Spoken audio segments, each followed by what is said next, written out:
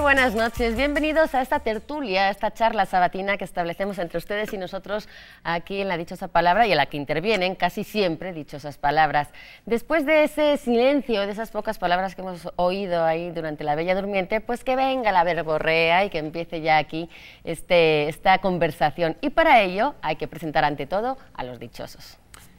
Y embargado de dicha, les recuerdo lo que se preguntaba el poeta estadounidense James Russell Lowell en el siglo XIX. ¿Qué hay tan raro como un día de junio? Es entonces que vienen los días perfectos, con los deseos de que todos los días de este mes que comienza sean perfectos para ustedes y en un estado de ñoñería francamente insoportable. Soy Nicolás Alvarado. Muy buenas noches. Se avecinan las elecciones en Perú y solo con ese pretexto voy a leer un poema de Jorge Eduardo Eyelson, un gran poeta peruano. Perú ha dado muy buenos poemas y muy buenos poetas desde hace muchos años. Vida. Lo que pasa es que la gente no sabe que la poesía es vida y sobre todo que la vida es poesía. Todo eso es viejo, se dirá, pero ¿qué importa? Todo es también completamente nuevo. Todo es manzana cuando escribo y nada es banana si no me da la gana. Esperemos que esta noche todo sea manzana y nada sea banana si no nos da la gana. Buenas noches, soy Pablo Ulloa. Hambriento. Se me ocurre para comenzar un desliz verbal que quiero dedicar especialmente al Canal 22 Internacional. Cuando hay un embarazo de alto riesgo, la señora no espera un baby, sino un maybe. Yo soy Eduardo Casal. Nada podrá medir el poder que oculta una palabra. Contaremos sus letras, el tamaño que ocupa en un papel, los fonemas que articulamos en cada sílaba, su ritmo. Tal vez averigüemos su edad. Sin embargo, el espacio verdadero de las palabras, el que contiene su capacidad de seducción, se desarrolla en los lugares más espirituales, etéreos y livianes del ser humano. Eso dice Alex Grijalgo en su libro La seducción de las palabras, y esperamos durante la próxima hora seducirles mucho, con muchas palabras, y para ello una primera invitación. Empiecen a escribirnos en Twitter y en Facebook, en las direcciones que aparecen en pantalla, para que nos den 2 o 3 palabras que les parezcan graciosas por cómo suenan. Ojo, no nos digan mamá, paz y amor, que suelen ser las que más nos gustan y las que más nos dicen. Si son las que más les gustan, cómo suenan, pues sí, pero en principio ahora estamos buscando las que fonéticamente suenan más curiosas. Chistosas. Ni siquiera es que suenen bonitas o feas. ¿Pero graciosas chistosas habitadas por la gracia o graciosas chistosas? Bueno, como ustedes lo quieran tomar. Es que a mí mofle, lo he dicho ya, me parece una palabra horrible, pero es chistosa. ¿Chistosa? Noctámbulo y efímero, sí, soy un cliché y me gustan las esdrújulas, me parece que son palabras habitadas por la gracia. A mí me gustan las del H, imagínate si tengo para decir ahí. Como H espíritu. H espíritu, chale. Ustedes tienen una hora ahora, otra graciosa, para escribirnos en la @ladichosa22 o en nuestro perfil de Facebook. Ahí tenemos una hora para recibir todas sus propuestas, sus respuestas, y al final de este programa leeremos también las más graciosas. Hoy estamos de lo más divertido aquí en La Dichosa Palabra. Mientras tanto, les seguiremos diciendo la dichosa palabra y la dichosa frase a lo largo también del programa, para que nos lo digan, eso sí, por teléfono y por correo electrónico. ¡Qué mandones somos aquí en este programa! Lili Ávila nos mandó esta pregunta que nos pide hablar sobre el origen y usos de la palabra oropel. ¡Qué bonito! ¡Qué glamoroso! Qué glamuroso para empezar el programa. ¡Qué gracioso! ¡Qué vacuo! ¡Qué vacuo! ¡Qué superficial!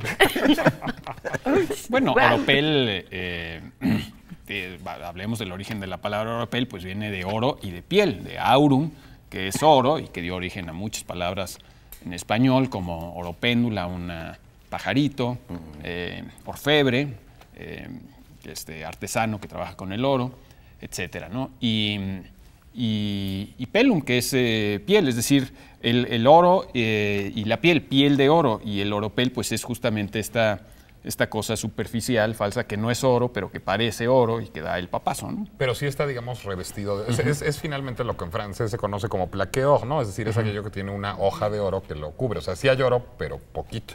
Bueno, y ahora con los precios del oro, me imagino que aunque sea poquito, si hay oro, es muy caro. ¿Ya todo es oropel en esta vida? Me temo que sí. Ya el oro se peló.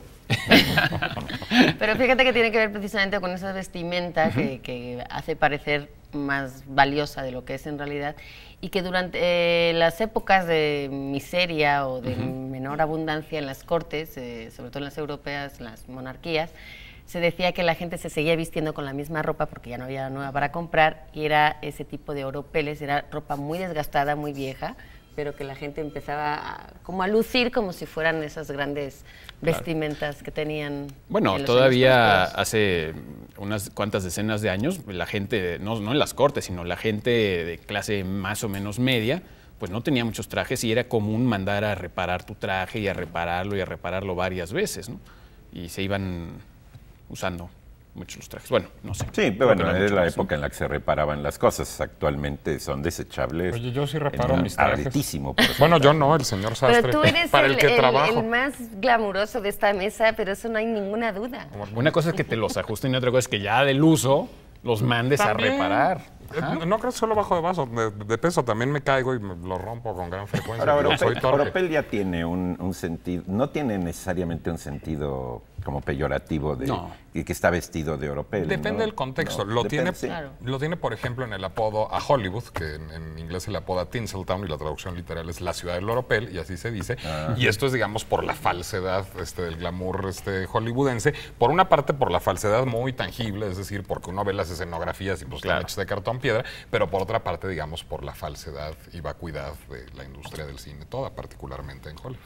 Que por eso no es del todo sinónimo, muchas veces se oye como sinónimo de andrajo, o sea, ir de andrajoso o de harapo, y no lo es, porque andrajos y harapos son, ahora sí que trapos, ¿no? Bueno, realmente son vestimentas que están en muy mal uso y en muy mal estado. Sí, no, es totalmente distinto. No, al revés, el oropel es vacuo y falso, pero glamoroso. Sí. Pero aparenta una cosa, ¿no? Sí, el harapo no hay por el dónde. andrajo es oro de medio pel. ¿no? Sí, como cuando se dice medio pelo aquí, ¿no? Sí. De hecho, harapo, fíjate que tiene una acepción que tiene que ver con el aguardiente. Los últimos, sí, es el líquido que ya ha perdido mucho su fuerza, sobre todo alcohólica. El aguardiente, lo último que sale después de la destilación, ya tiene menor graduación de alcohol, y entonces ahí le llaman harapo. Y una palabra tan bonita como andrajo que acabas de decir, ¿Verdad? ¿esa de dónde? Los Yo creo que andrajos es- vienen yo creo de que es de origen Arak, árabe, ¿no? sí, de Arak, que es como desgarrar. El andrajo es más, más deshilachado, ¿no? ¿Sí? Es como resultado de que hubo ahí una peleita. una- Estamos dando puras palabras graciosas, ¿verdad? Harapo y andrajo son grandes. Entonces, vayan haciendo su lista, ¿no? También para Cuando escribirlas al uno final. trae andrajos, no le pueden decir que viene uno muy rotito, al revés. Cuando viene uno muy rotito es que no trae andrajos, lo cual es un oxímoron. Ahora, Ahí están cuando los alguien anda vestido actualmente así todo, voy a decir otra palabra, chamagoso, ¿sí? se usa decir también pandroso. Pandroso. Pandroso se usa como sinónimo de eso, ¿no? Sí. Y- de y que el- traes tus Y, pantuflas y más allá de México se oropel. usa pandroso. Yo creo que no, yo creo que Yo es no un la había mexicanismo. visto, oído Yo sospecho hasta que este No sé si minuto. más allá de la Facultad de Filosofía y Letras es. ¿no? De la UNAM. Y de la UNAM, Y sí, digo, ya de para la seguir con UNAM. las palabras chistosas, no es raro que, y con las de la Che que tanto le gustan a Laura, no es raro que quien anda vestido chamagoso además llegue chinguiñoso de los ojos. Ay, qué Chinguiños. bonito. Chinguiñoso. Qué Chicos, vamos a la dichosa palabra. Completo, honrado. En plural, alguien que está en esta dichosa palabra es alguien que está en posesión plena de sus facultades mentales. Hasta envidia nos daría a nosotros estar así, pero para quienes nos digan esa palabra, se van a llevar, entre otros, los libros que les van a presentar Nicolás. Sí. El gran diccionario de la lengua española, no, el gran diccionario de la lengua española de Larousse, que viene no en una, sino en 2 ediciones, porque viene, ahorita que está el gallo otra vez a cuadro les muestro, viene el diccionario, pero adentro viene todo el contenido, ay Dios, del diccionario en CD-ROM, por una cortesía de Larousse. Con la Che incluida. Sí. Y también una estupenda colección de relatos de Edgar Allan Poe, como dicen por ahí en Polanco, en una edición de cátedra estupendamente realizada. Qué padre. Y una novela bastante extraña de Joseph Conrad que se llama Azar. Yo nunca la había oído, por eso digo que es bastante extraña. Una novela de 500 tantas páginas en la Biblioteca Conrad de Alianza Editorial, traducción de Martínez Laje. Ha de estar buena. Y yo Pues si no la decir, conoces, no está por lo es menos Bueno, es que ve curiosa qué de- novelón, Sí, porque sí. además Conrad no era de estas extensiones, Sí. Casi, bueno, Lord Jim y Nostromo son grandes, Nostromo ¿verdad? es Sí, de sí. medio Verborrea. Lord Jim es como así, ¿no? ¿Eh? Lord Jim es como así. Es ¿no? como así ha de ser, ¿verdad? Bueno. Yo te quiero decepcionar, Laura. El Gran Diccionario de la Lengua Española no te viene manejando la che. Viene, Está pero viene la integrada en che. la C, como Claro, debe porque ser. ya es con las nuevas reglas ortográficas de la RAE. Recuerden, Bueno, completo, todavía hay honrado. diccionarios modernos que no siguen esa regla de la RAE. Porque van un poco atrás, sí. No, que deliberadamente asumen que la che sigue siendo una Pero letra, fíjate porque que esa esa fue una decisión de la norma- RAE más o menos. ¿No? Del 99 ya salió. Por eso, pero lo que Sí, quiero aún decir así es una sigue. norma Sí, reciente tiene para 10 y lo que es tantos la lengua. años. Y aún así, yo creo que más que impulsada por una razón lingüística, creo que está impulsada esa norma por una razón computacional, que a la hora de pedirle a un programa que ordene alfabéticamente, pues obviamente los programadores en su mayoría no conocen la che y jamás previeron que en español habría que buscar hacer la otra, che ¿no? después. Pero lo No mismo- contentos con pedirles una ñ, además Sí, sí, estamos sí. viendo una che. pero Yo lo creo mismo que esa es la sucede- verdadera razón, no es una razón lingüística. Bueno, tienes razón, lo mismo sucede y lo mismo sucede con la SZ alemana. La SZ alemana cada vez es más sustituida por la doble S por esa misma razón. ¿Cuál es la headset? Esa que es como una B abiertita, Ah, que en esa se realidad llama se ¿cómo? pronuncia como doble S. Y que se puede escribir Headset. como doble, bueno, no, yo no conozco Ahora a los alemanes, pero se escribe muchas veces con doble S. ¿no? Straße, por ejemplo, calle en alemán, se escribe con SZ originalmente, o sea, STRA, SZ-E, y ahora se escribe mucho con doble S justamente por esa razón. Nuestro Por pura fa- asociación de ideas, me acuerdo que la otra vez me preguntaron cómo se llama y no supe responder y dije, les voy a preguntar lo de la dichosa. El signito que equivale ahí, el de Procter & Gamble. ¿sí? Ampersand. Ampersand. ¿Cómo se llama? Ampersand. Ampersand. Ampersand. Con P. Ampersand. Que finalmente es una, digamos, grafía un poco extravagante de et, eso es lo que quiere decir el ampersand. ¿Alguna Y- vez habíamos hablado acá et de, en ¿no latín. has visto todos los Sí, capítulos de la sí, pero dichosa? creo que hace como unos 7 años, porque yo ya no me acordaba.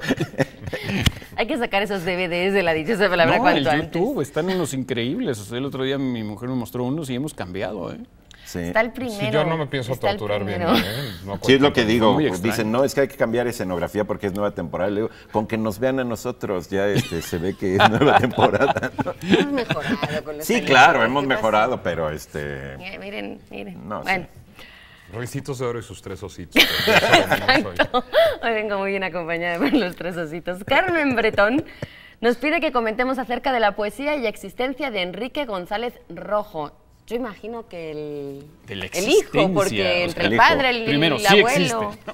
sí, cuando hace algunas semanas hablamos de González Martínez, el que le tuerce el cuello al cisne, tiene un hijo, Enrique González Rojo, nacido en el poblado de Sinaloa, porque hay un Sinaloa en Sinaloa, pero y es parte de los contemporáneos. Es un extraordinario poeta, Enrique González Rojo, pero muere como a los 40 años, muere muy joven. Y tiene un hijo que ahorita debe andar por los 81, porque creo que hace 1 o 2 años En los 2009 Le hicieron un una homenaje por ahí. a quien yo me precio de ser su amigo, Enrique González Rojo Arthur. González Rojo formó parte de un grupo que se llamó el Poeticismo.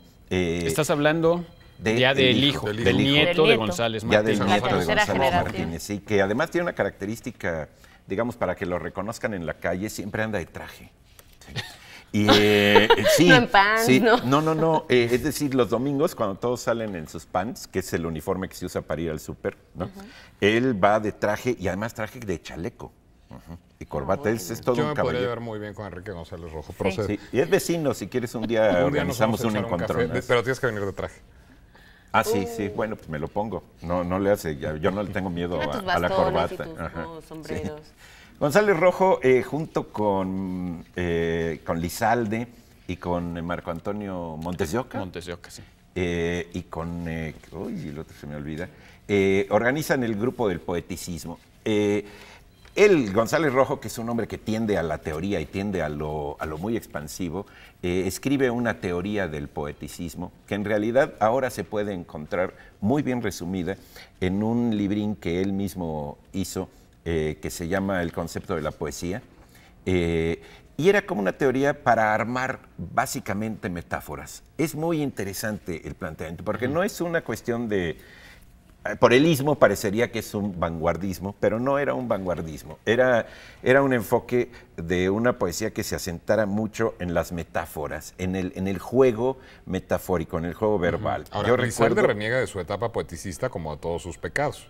Sí, bueno, Lizalde reniega de y sí, no sí, incluye sí. eso en su canon. Ahora que se acaba de publicar la poesía completa, bueno, completa hasta donde vamos de Lizalde en el Fondo de Cultura Económica, no está la etapa poeticista. No, para nada, pero por ejemplo, pero bueno, Marco Antonio Montes de Oca, yo creo que sí quedó siempre muy marcado por esa experiencia.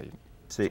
Sospecho. Sí, pongo un ejemplito. Por ejemplo, hay un poema que dice, por el amor de Dios, en vez de decir, por el amor de Dios, no digas eso, agarra unas pinzas de depilar, agarra de la I al puntito y dice, por el amor de dos, no digas eso.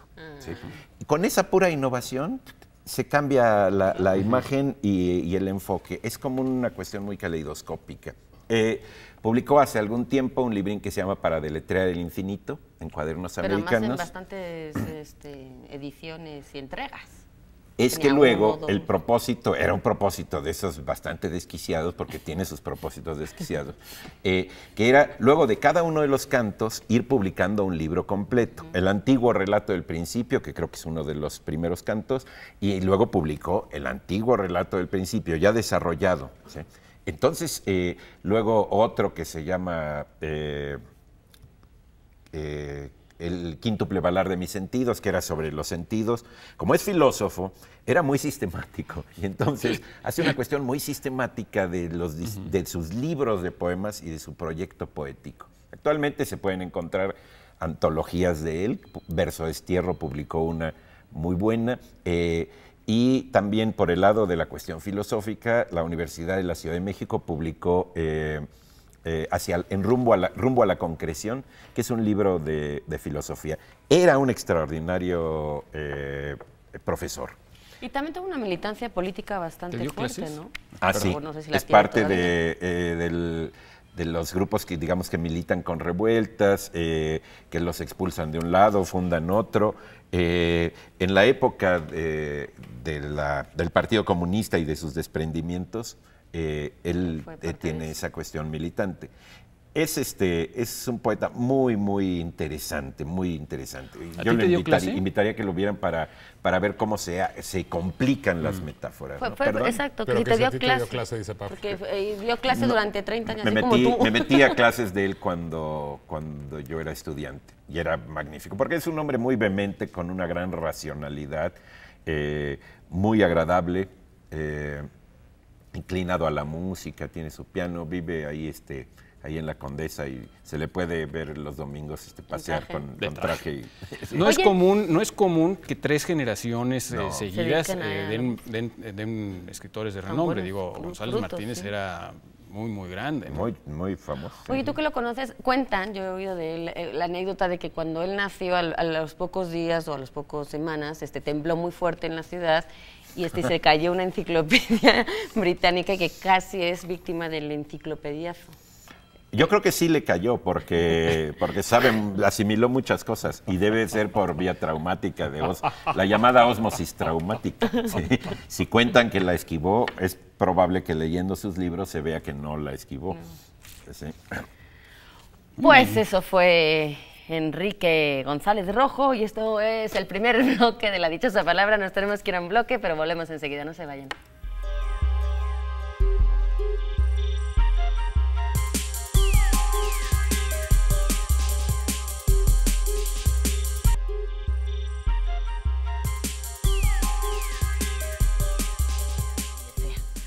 Continuamos aquí en La Dichosa Palabra. Qué bueno que siguen ustedes observándonos y oyéndonos de manera simultánea. Vamos a continuar con las preguntas. Aquí tenía una que me gustó. Antonio Cruz pregunta, origen de la palabra pulgar. Pulgar. No vulgar, pulgar. Es una palabra bastante vulgar. No digan pulgaridades. Pulgaridades. Pues fíjate que sí tiene ¿Sí una ¿sí tiene? no tiene un origen vulgar, pero es una un origen bastante simpático porque dicen que la raíz latina de la que viene el pulgar tiene que ver con las pulgas, ¿no? El animalito, y decían que es que antiguamente se usaba para aplastar las pulgas porque era más fácil con este. Cada quien puede usar Qué el dedo vulgar, que quiera. ¿vieron? Sí, muy vulgar, muy... Bueno, lo vulgar era comérselo, porque en tiempos de miseria y cuando escaseaba la comida, cualquier animalito servía para llevarse a la boca, y parece ser que las pulgas eran de los que más proteínas generaba al organismo. Pulgar es el primer dedo de la mano, de los 5 que hay, que ahora se llaman por números, es decir, lo que dice un poco el sistema anatómico para la nomenclatura de los músculos, huesos y demás, dicen que si se unen las palmas de la mano, el primer dedo que queda mirando al cuerpo es el 1, el siguiente es el 2, el 3, el 4 y el 5, y así, efectivamente. O sea, ya no son el pulgar, el índice, el anular, el corazón y el meñique. Bueno, quizá en anatomía no, pero en la vida cotidiana. La vida cotidiana sí, ¿no? Pero es lógico porque... Pues, ¿Cuál es? El cordial, ¿no? El cordial o el grosero, según se ve. ¿Es el cordial o el dedo corazón? ¿O cómo lo llamaste tú ahorita? Corazón. Sí. Pero ahora se llama el tercero. Cordial o corazón. Este es el más fácil O medio. porque por donde empieces es así. Pero luego se hacen cosas muy poco cordiales con el dedo cordial. Sí, es cordial Es algo y grosero deja de también. ser cordial, como sugirió Laura, si se queda solo. Pues es como uno mismo, Es ¿no? como uno mismo que deja No de es ser muy cordial, claro. pero cuando estás solo, pues dejas de ser cordial. Si ¿no? quieren, se los muestro. No, la brindis señal no la vamos a hacer The hoy, finger. pero Es la brindis señal. lo que yo voy es que el dedo pulgar, que el ser humano es de las pocas especies animales que lo tiene separado y que se utiliza con independencia de los otros 4, porque bueno, pues, a excepción creo que del primate, o sea, de toda la familia de los changos y los monos, y creo que el koala también tiene como Los esta... pandas también tienen un sexto dedo exactamente. opuesto. Ah, sí, un sexto dedo. Bueno, dedo, cosa. Tiene una cosa que les sale, que les sirve para manipular los otros, porque en realidad sí es independiente, pero sirve también para tener mucha más movilidad y poder tocar los otros con independencia. A lo que yo voy es que durante mucho tiempo se pensó que, y creo que todavía hay bastantes corrientes que piensan que el dedo pulgar y el desarrollo de este dedo tiene que ver con la inteligencia de cada quien. Entonces dicen que, por ejemplo, cuanto más pequeño, más corto lo tienes, menos ágil, menos inteligente eres, cuando tienes menos maneras como de moverlo, ¿no? Hacia los lados y tenerlo así independientes. Pero bueno, Pero fíjate. Sí, bueno, son, no, pero una son corriente consejas, pues, psicológica bastante fuerte Bueno, que pero en el siglo XIX, o sea, cuando Sí, existía la cuando- frenología y todo eso, Y pero cuando ya se hacían no puedes unos tomarse en No, serio. pero fíjate, discriminaciones. tanto en inglés como en francés, estar enroscándose los pulgares, o sea, tu twiddle ¿sí? one's thumbs o se rouler les pouces, es signo de estar de ocioso, de no estar haciendo nada de provecho. Ah, no, es de impaciencia. No, o sea, Yo veo a alguien así y pienso que está impaciente. no, es porque no tiene nada mejor que hacer. O sea, es los ociosos se andan enroscando los pulgares. Y luego, en muchas culturas, el pulgar es el que determina lo que es favorable, lo que es desfavorable. Incluso, bueno, pues se llegó a decir que en tiempos de la antigua Roma era lo que te salvaba o lo que te quitaba la vida, ¿no? En los famosos gladiadores, que luego decían que no era tal, o sea, que parecía que cuando era hacia abajo era que no estaban de acuerdo en que te murieras. O sea, como que también hay una serie de versiones sobre si el pulgar hacia arriba significaba que te salvabas la vida o que ya estabas fregado para salvarla. Y tú sabes lo que decían aquí de los refugiados, de los exrepublicanos, de los refugiados del exilio español, ¿no? Les hacían esta broma de que tenían ya el pulgar muy chiquito porque siempre andaban diciendo, este año cae Franco, este año cae Franco, este año cae Franco, y se pasaron Me lo sabía demasiados años sin que cayera. Con Castro. Ah, pues a lo, Y me lo a lo sabía mejor con- ahora lo deben. Hay signos de esos No por nada eran manuales tan que son muy bonitos amigables uno también. con el otro. Digamos, en una cantina, si uno dice así, ¿sí? Es que para todos, ¿sí?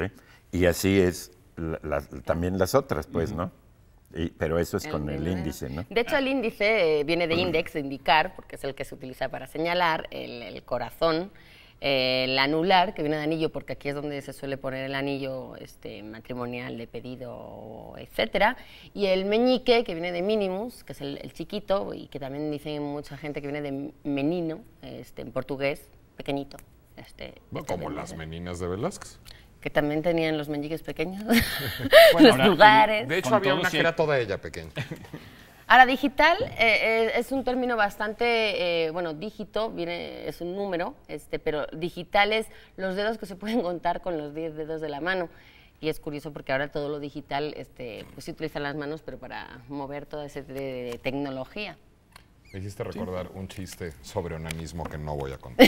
Sí, ya, pero creo que con lo que acabas de sugerir, ya todos se acordaron del chiste. Bueno, además una cosa antes rapidísimo sobre el asunto. También es curiosa la etimología de thumb, que es pulgar en inglés, que es tum, que es una raíz indoeuropea, que es la misma que encontramos en tumor, y es porque está hinchado, porque es el más gordo, porque es el dedo gordo, sí.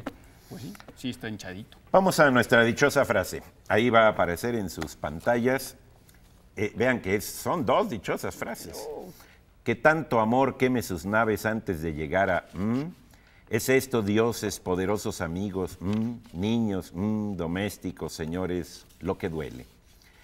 La pista es que esto es parte de un poema de Eduardo Lizalde, curiosamente de quien estábamos hablando hace rato, que comienza así: que tanto y tanto amor se pudra, oh dioses, que es un poema. Grande, es un gran poema. Lizalde es muy grande. ¿Qué tenemos, Pablo, para quienes le acierten? Bueno, tenemos este libro tan elegante, es el homenaje nacional a Carlos Mérida, Americanismo y Abstracción. Carlos Mérida, bueno, no necesita mayor. ¿Qué más puedo decirles? Además de que está editado por el CONACULTA, el Museo de Monterrey, IBM y muchas otras editores. Fantástica. Bueno, vamos a seguir, ¿no?, con preguntas. Guadalupe Ruiz pide que hablemos sobre el tenedor. Esta está muy enigmática. De Hume, de David Hume, ¿no? Bueno, pues es que hasta Hume comía. Y con tenedor. La verdad, esa expresión no está en... David Hume, bueno, era un filósofo escosés, ahorita hablaremos un poquito de él, pero esa expresión no está en Hume. Y yo me imagino que el origen de la expresión tiene que ver con que es digamos, una herramienta que pueden usar los filósofos, similar hasta cierto punto a la vieja navaja de Occam. Acuérdense que la navaja de Occam dice pues, que no hay que multiplicar las explicaciones, que hay que siempre elegir las explicaciones más sencillas y directas por encima de las más confusas y prolijas, ¿no? Y el tenedor de Hume también sirve un poco para esto, porque bueno, David Hume era un miembro muy destacado de lo que se ha llamado la Ilustración escocesa. Recuerden ustedes que Escocia en el siglo XVIII pasó de ser uno de los países más pobres de Europa a una potencia, a dar gente muy, muy brillante, gracias a que fue el primer país de Europa en establecer un sistema de educación público moderno, más o menos como lo que conocemos hoy en día. Y de parte de esa ilustración fueron, pues obviamente, Adam Smith, muchos científicos como James Watt, Maxwell, Lord Kelvin, y muchísimos ingenieros de menor renombre, pero que fueron muy importantes para hacer la revolución industrial, inventar la máquina de vapor, un montón de cosas. El hecho es que Hume, que era un filósofo racionalista, empírico, muy, muy escéptico, que llevó el escepticismo de Descartes todavía más lejos, él, en lo que se ha llamado posteriormente el tenedor de Hume, hace una distinción importante entre dos tipos de conocimiento. Él decía, todo eso iba yo, Pablo. No se llamará el tenedor por eso, porque plantea, digamos, dos posibilidades del conocimiento, porque pero el tenedor tiene... Pues sí, tres. ¿No? Es que le faltaba el dedo. 3 o 4, ¿no? 4, ¿no? Hasta con 3 ya es tenedor, ¿no? Yo no sé, me acuerdo de un chiste, creo que chileno, que dice, no, yo soy la cuchara, es decir, yo aquí ni pincho ni corto, ¿no? O sea, el tenedor. Si yo te corta, el tenedor pincha, ¿no? La cuchara, bueno, la cuchara es para la sopa. Así dices, yo ni pincho ni corto, soy... Bueno, al margen del número de dientes, cucharita, que es muy romántico. ¿Cuál es la idea de...? Bueno, él dice que hay dos tipos de conocimiento y que todo el conocimiento humano se halla esta gran diferencia. Primero, el primer tipo de conocimiento es lo que él llama relaciones de ideas. Es el conocimiento que uno puede adquirir sin necesidad de acudir a la realidad. Es decir, por ejemplo, la aritmética que te enseñan, pues tú no necesitas realmente ver manzanas para entender que 1 más 1 es igual a 2, ¿no? En tu caso, sí, mira, ahí está. Claro. Pero como no tiene otra, pues nada más es una. Sin embargo, Hume diría, bueno, es que en la realidad no ocurren las cosas así. Bueno, primer conocimiento, el de relaciones de ideas, tiene la ventaja de que, digamos, es lógico y se transmite con esa facilidad. Sí, otro ejemplo, famoso, la afirmación, ningún soltero está casado. Exacto. O, por ejemplo, la afirmación, un ejemplo de este tipo sería, todos los asesinos son criminales, ¿no? Es decir, ¿por qué todos los asesinos son criminales? Porque una cosa está implícita en la otra, ¿no? Y en cambio, el otro tipo de conocimiento tiene que ver con frases como, por ejemplo, la Barbie es un criminal, ¿no? Esa frase tiene que ver con un conocimiento de las cosas, de lo que realmente ocurre en la realidad. Y a esto Hume lo llamaba cuestiones de hecho. Y dice que son cosas completamente distintas, ¿no? Que las relaciones de ideas no tienen prácticamente nada que ver con la realidad. Por ejemplo, si tú tomas una gota de agua y le sumas una gota de agua, pues quién sabe qué te va a dar. No necesariamente te va a dar 2 gotas de agua, a lo mejor te da una gotota o 3 gotitas, o depende cómo las apliques. Escogiste un muy buen ejemplo, porque la Barbie es un criminal, pero también puedo decir que la Barbie es una muñeca.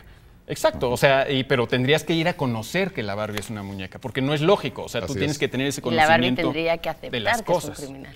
Sí, y este segundo y la conocimiento Barbie tiene otra la que es una desventaja muñeca. de que siempre es debatible, nunca es tan evidente y es mucho más complicado convencer a los demás de ello. Pero ¿no? incluso Ahora, un triángulo equilátero tiene tres lados de la misma longitud. Eso también es una cuestión de hecho para Hume, porque lo que dices y qué nos demuestra que existe tal cosa como un triángulo equilátero. Es decir, nuestros sentidos, un poco a la cartesiana, nos podrían estar engañando y hacer pensar que existe un triángulo equilátero cuando no hay tal cosa. Sí, bueno, el triángulo equilátero es una relación, todo lo que tiene que ver con la geometría del triángulo equilátero serían relaciones de ideas, porque en la realidad no tienen nada que ver, no existen.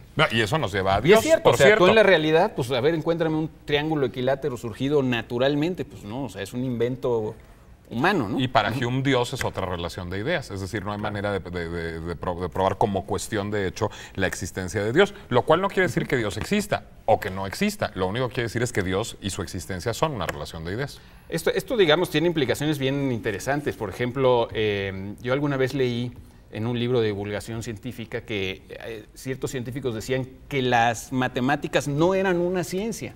Porque las matemáticas se construyen de una relación de ideas a otra relación de ideas, a otra, y no tienen nada que ver con la realidad. Tu padre es matemático. En cambio, bueno, es que es increíble porque, bueno, de alguna manera es cierto que las matemáticas son el lenguaje en el que Dios escribió la naturaleza, o están escritas las leyes de la naturaleza. Si no, pregúntale a Lord Hammond qué tan bonito texto sobre las matemáticas tienen los campos de Maldoror. Ah, no me acuerdo que La única parte esperanzadora, la única parte en donde ve a Dios, Lord Hammond, en los campos de Maldoror, es en las matemáticas. Es el único pasaje luminoso de los campos de Maldoror, y es un texto hermosísimo. Bueno, desde Platón siempre ha habido una relación entre la mística y las matemáticas, y desde antes, desde Pitágoras, ¿no? Nunca una comida con tenedor va a ser igual después de este programa. Sí. Pero un tenedor es solo una cuestión de hecho, Laura. Vamos a la segunda pista de la dichosa frase. Ahí va a aparecer que tanto amor queme sus naves antes de llegar a tierra. ¿Es esto, dioses, poderosos amigos, niños, animales domésticos? Ya apareció animales, señores, lo que duele. Tenemos parte de un poema de Elizalde. Tenemos, Nicolás. Tenemos El Ángel Perdido, uno de estos thrillers espirituales que están tan de moda, de Javier Sierra, por una cortesía editorial Planeta.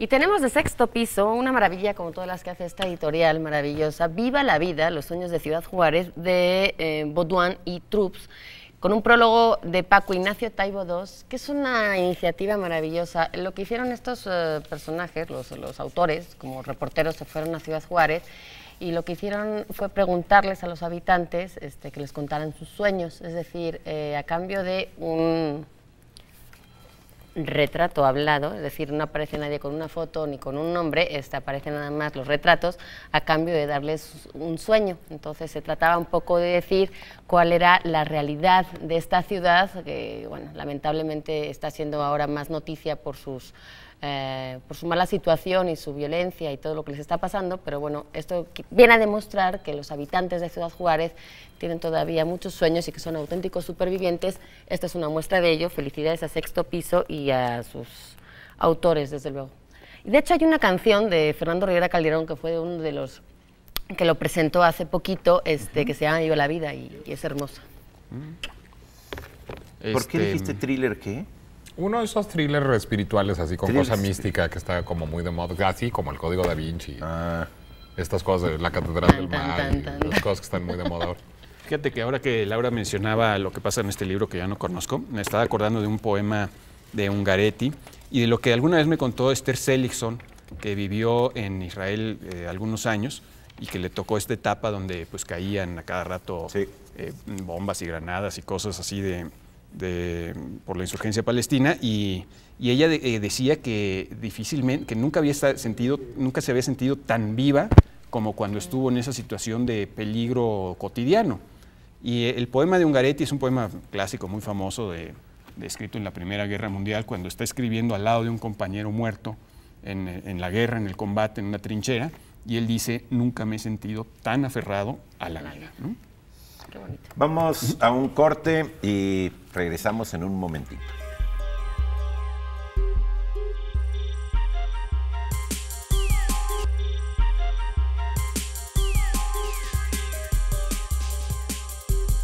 Estamos de vuelta en la dichosa palabra. Les recuerdo la dichosa palabra de esta noche. Completo, honrado. En plural, alguien que está en esta dichosa palabra es alguien que está en posición plena de sus facultades mentales. O se puede hacer... ¿Les doy una pista o no? Dáselas.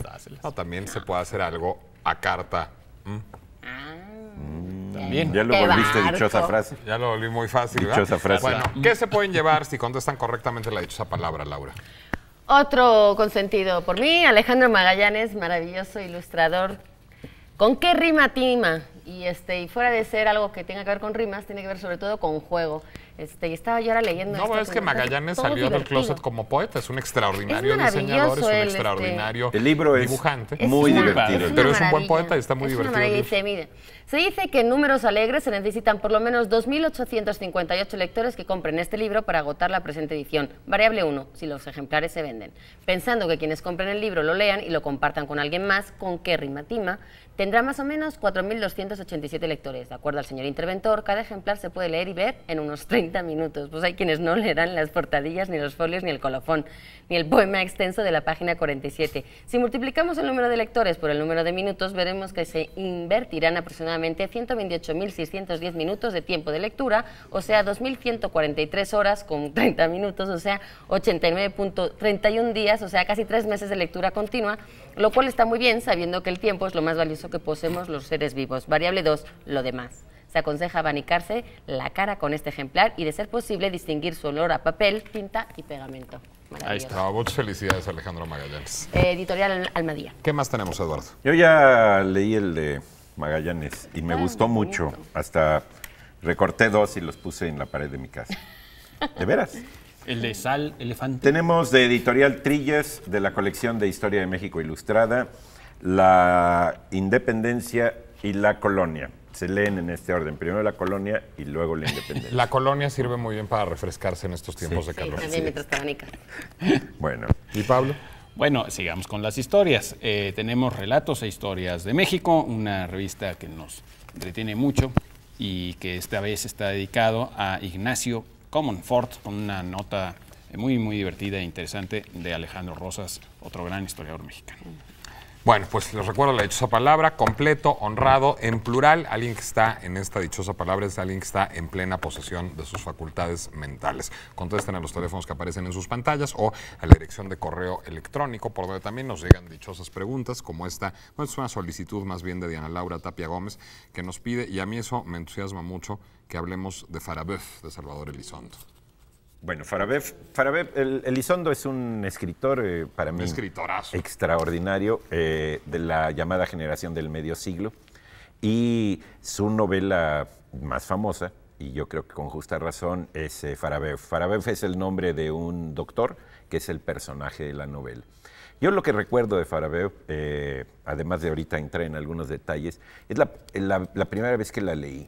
La agarré como a las 10 de la noche y me pasé una madrugada verdaderamente desconcertado. Fue una experiencia, como experiencia de lectura, es una experiencia extraordinaria. Al margen de la anécdota, el procedimiento de Elizondo es un procedimiento realmente desquiciante para los lectores normalitos, normalizados, que no se quieren arriesgar, porque es una novela que dice algo y luego lo desdice, dice algo y se desdice. Pues yo creo que es te va a una venir a jalar novela... las patas Elizondo si le sigues diciendo novela, porque es Él una decía que novela. no era novela. Sí, yo creo que sí es una novela. Yo creo que también es una novela, pero además, a él no le Elizondo, gustaba si decirlo, viene, ¿no? Yo no sé por qué los muertos vienen a jalarle a uno las patas habiendo otras opciones. Por ejemplo, que te jalen el codo, que te jalen una oreja. O que te ¿verdad? palpen, O que ¿no? te palpen. No, yo francamente Elizondo no Espalda. quisiera que me jalara nada más, pero prosigue. Bueno, sí, yo creo que sí es una novela muy desconcertante. Voy a emplear un adjetivo que tú usas y que a ti te lo aprendí, perturbadora. ¿Sí? Es una novela que realmente, para ponerse a reflexionar sobre las campañas de lectura que asocian la lectura a la diversión, yo creo que habría que ponerse a leer Farabeu, porque la lectura a veces, la experiencia estética a veces no es divertida, no es, ay, qué yupi, Sí, en qué el padre. sentido restringido En de el, lo que es en el divertido, sentido no de es. alegría, sí, no es a veces angustiosa, muy desconcertante, muy perturbadora, te hace indagar, te hace tomar perspectiva, te abre nuevas vías. Y creo que Farabeu es un texto literario con Él decía, un libro para ser leído. Un libro para un libro ser leído. para, O así un decía libro él. para leerse. sí. Bueno, Farabeu se llamaba antes, porque luego le quitó el subtítulo, Crónica de un instante. Es que el Y- subtítulo él nunca se lo puso. Ah, no se lo puso él. No, se lo puso, bueno, ¿Quién editó eso? Díaz Canedo, ¿no? sí, él siempre sí, dijo, yo no en sé la cuál fue serie la de verdad, pero él decía... Joaquín que- Mortiz.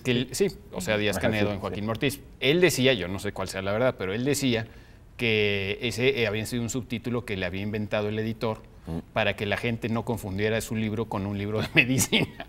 Porque hay que decir eso también. Farabeu es el nombre Claro, de un médico que realmente existió y todavía en medicina se habla de una cierta amputación de Farabeu, que es una manera de amputar piernas o pies, porque algo que está en la novela es esta noción muy de Georges Bataille de mezclar el erotismo con la tortura Y el mal. y con el mal, y entonces este supuesto instante al cual se refiere el editor, efectivamente, como crónica de un instante, asumiendo que tuviera verosimilitud, pues es el instante en el que es una especie de acto erótico, pero también es un acto de tortura. Hay una fotografía absolutamente espantosa. Si tú abres el libro y lo abres en esa página, dices, ¿por qué voy a leer esto, verdad? Es una fotografía de una tortura china que era... Occidente le sacó mucho jugo a estas torturas chinas porque se creó este lugar común de la tortura china, pero la verdad es que era espantosa y está documentado y fue legal durante cientos de años en China. La prohibieron oficialmente a ¿La de principios del gota a siglo gota? XX. No, es una tortura que se llama a veces la de los la de los 1000 cortes. Es la tortura Es muy de los 1000 parecida cortes. a los tacos al pastor. Es decir, son esos cortes, ¿no? Sí, son cortes así que están en la fotografía de forma horrenda y que duraba 3 días. Era un procedimiento legal. En el procedimiento legal empezaban a cortarte el primer día y cada día te daban 350 cortes. Empezaban con las partes más superficiales y los muslos y eso, y al final terminaban con los genitales, cosas realmente espantosas. Y además, si la víctima de la tortura se moría antes de que terminara Del la corte tortura, número tal. de todas formas se practicaba. Entonces hay varias fotografías de varias secuencias. De hecho, hay una alusión en Rayuela, ¿no? A esta fotografía, a alguna de estas fotografías de torturas chinas. Y en otros libros se alude a estas fotografías y a estos registros de esas torturas chinas realmente espantosas. Lo increíble realmente del caso es que Georges Bataille, viendo estas fotografías, percibió, según él, un rostro de éxtasis en una de las víctimas y entonces el dolor mezclado con el goce erótico es un elemento muy, muy importante tanto en la filosofía de Bataille como de alguna forma en esta novela. Que es una idea que ya que está para mí es lo de presente. menos de la novela. A mí me interesa sobre todo como procedimiento literario, como ha dicho. No, Eduardo. en esto, digamos, del dolor y el placer, y eso también está presente, viene desde Sade y desde Kraft Ebing, digamos, de ahí lo retoma Bataille. Sí, es que en efecto Farabeu no es una novela solo sobre eso, bueno, un libro, gracias, me autocorrijo, no es un libro solo sobre eso, pero pero también es un libro sobre la medicina, sobre París, sobre el tiempo, sobre China, sobre la política. El tiempo, eso de Crónica de un instante estuvo súper bien puesto. Sí, es un gran subtítulo. Sí. Y algún día mi madre me preguntó, yo no he leído Farabeuf, ¿de qué se trata? Y no le pude responder. Pues no. Hay que leerlo Se para trata de Hay que nada, leerlo, es muy pero extraño. genera mucha angustia. Bueno, incluso y luego Farabeuf. toda esta cosa autorreferencial fue muy importante en la literatura de Elizondo y llegó realmente a lo que yo creo que es digamos, no sé cómo llamarlo, el non plus ultra, la cúspide de la literatura autorreferencial o de la literatura sobre la literatura, que es el grafógrafo, que es un texto que se volvió muy famoso porque Mario Vargas Llosa lo incluyó como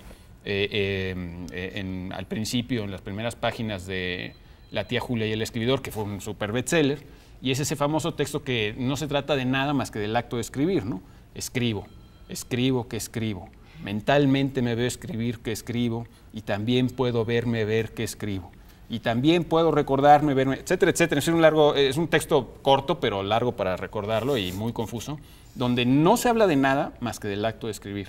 Y es un texto fascinante, ¿no? Y con mucho sentido del humor también que después sí fue adquiriendo la literatura de Elizondo, en textos como en sus relatos del retrato de Zoe, en otros textos del grafógrafo. Y bueno, es un gran escritor. Abundamos ¿no? un poquito Es un gran escritor. Sí. Porque todavía nos puede quedar algo en el tintero, ¿no? Seguramente, pero tendrá que ser después del corte. Ahora volvemos a la dichosa palabra.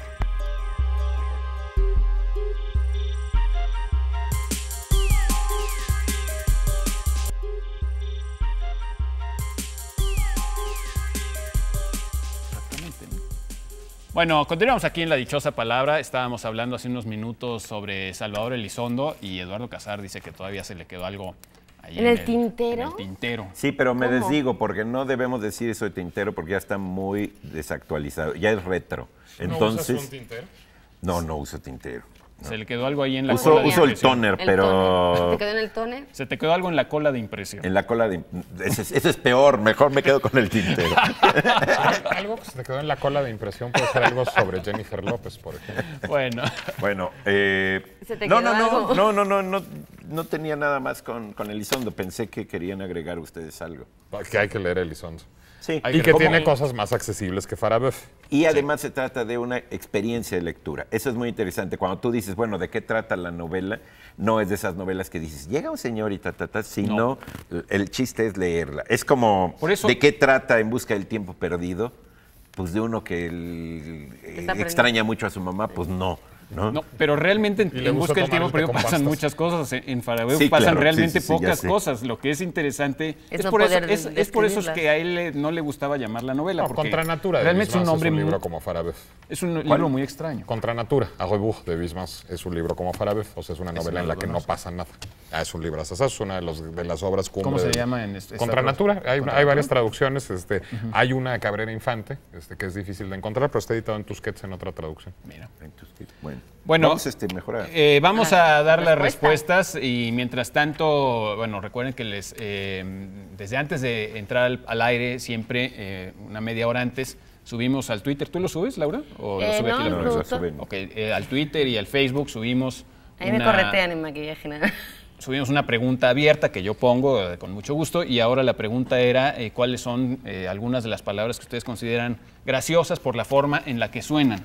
Y aquí algunos ejemplos. A ver, yo tengo una aquí preciosa, de Gabriela Córdoba. Descuajaringar. Descuajaringar. Otra, pirinola. Eso es muy bonito. Y no, la bonita. Y una que además yo la había pensado, y por eso la subrayo de Nani Yucaut, que es pomposo. Pomposo. Laura, A mí me da mucho gusto saber que tengo muchos seguidores. adeptos de la Che. Chachalaca, Anaí propuso. Esa no me hace gracia. Bueno, y además Me muchas recuerda cosas que no feas entiendo. campañas Fíjate, el tepalcuama. ¿Tepalcuanas? No sé. Tepalcuanas, yo esa nunca la había Tafonario, oído. Eso no nos se lo decía enseñaste tú Las tafonario. tepalcuanas tienen que ver con la cola de impresión también. También. Cacahuananche, Ah, cucúrbita, mórbido, pluscuamperfecto, cucúrbita. achichincle. Achichincle es bonito. Es que ya sale una de mis palabras Chichón. favoritas. ¿Cuál? Se llama cucurbitáceo. Sí. Mira. Cucurbitáceo. Cucurbitáceo como las calabacitas y las sandías. Son y los melones que cucurbitáceos. son Chicle, cucurbitáceos. chichón, achichincle. Alcachofa es bonita me también. encanta. Bueno, les preguntábamos, ¿tú quieres mencionar algunas? Ahí tenías. Retruécano, chupamirto, tzintzunzán, calambur, bullanguero, tirria, chacharitas, cúbico, chale, vicisitud, cacatúa, chinche, okapi. Maravilloso. Ahora hagan un poema con todas esas, ¿ok? Un cadáver exquisito. Escriban un otra texto semana, con ¿no? todas esas palabras. Sí se puede, ¿eh? Bueno, vamos a dar la respuesta de la dichosa palabra. La pista era la siguiente: completo, honrado. En plural, alguien que está en esta dichosa palabra es alguien que está en posesión plena de sus facultades mentales. Yo pensé que Nicolás, cuando estaba dando las pistas, iba a poner el apellido de algún gobernador, por cierto, al parecer no muy honrado, No, de eso ni no me nada de eso. Y no, bueno, la respuesta era cabal. En plural, Mira, cabales. Perdón. Ya hice el poema. A ver, Y voy en el orden, ¿eh? venga. Dice, un ñanguito que se puso muy cusco dijo, chale, voy a descuajaringar un ósculo en el hábitat de la envergadura. ¿No? ¿Qué tal? ¿A poco un no poema salió? erótico. Es un poema erótico, sí. Bueno, se lo que usted En el pasado por la hábitat de la noche. envergadura, santo Dios. Muy bien. dichosa frase. La dichosa frase, aquí no me pusieron la respuesta, pero de todas formas yo se las voy a decir ahorita que la pongan ahí al aire. Aquí está la respuesta. Muy bien. Bueno, es el poema de Eduardo Lizalde que comienza: que tanto amor se pudra, oh dioses, y que termina así: que tanto amor queme sus naves antes de llegar a tierra. Es esto, dioses, poderosos amigos, perros, niños, animales domésticos, señores, lo que duele. Dicho La lo cual, dichosa palabra, ¿ya la diste? ya di la dichosa palabra y ya di la dichosa frase, Ah, es que yo estaba haciendo... pero yo no oigo, no sé si nos están diciendo algo. Pues no nos están diciendo nada, pero seguramente Bueno, nos pues están diciendo Vayamos algo. al Otra- dichoso descanso, yo les propongo. Dichoso descanse con che. ¿Qué? Sí. ¿Ya se acabó el programa o seguimos diciendo palabras Y graciosas? entonces decimos Alcachofa, rocambolesco, cacofonía, mapache, chancle, chistoso, Bueno. quisquilloso. ¿Perdón? A ¿Qué ver, más? más palabras graciosas ahí. Cucurucho. ¿Pero quién las dijo? ¿Quién las dijo? Den José crédito, Luis den crédito. Contiño, Luis Eugenio Muñiz de Chinchorro, Postigo dice Marta Nuño, Mitote y Chimichurri. No hay palabras que se hayan repetido mucho, ¿verdad? ¿No? No, curiosamente. Sí. Pedrasta, no sé por qué se repitió. Pero esa no es muy graciosa. Testaferro, bizcocho, de Jorge Testaferro, Zamora. Anel Lemus dice jocoso. Aquí hay una muy bonita que es omnipotente en sus dos sentidos. Omnipotente con H y omnipotente sin H. Omnipotente es todopoderoso. Y omnipotente omnipotente con es una contradicción en los términos, pues, porque viene de omni, hombre, y potente. Contradictorio igual un poco. Sí, porque los hombres no son precisamente el sexo fuerte. Bueno, Adiós, adiós. y bueno, Digamos, todavía chao. faltaba el otro sentido, ¿no? Uri Geller era omnipotente con B chica. Los que creen en los ovnis. Bueno, Omnipotente. omnipotente. Muchas gracias. Nos vemos la siguiente semana, sábado a las 9 de la noche, aquí en La Dichosa Palabra por Canal 22. Hasta entonces, Adiós. ¿No es omnividente? omnividente. Omnividente. Ese es Maussan.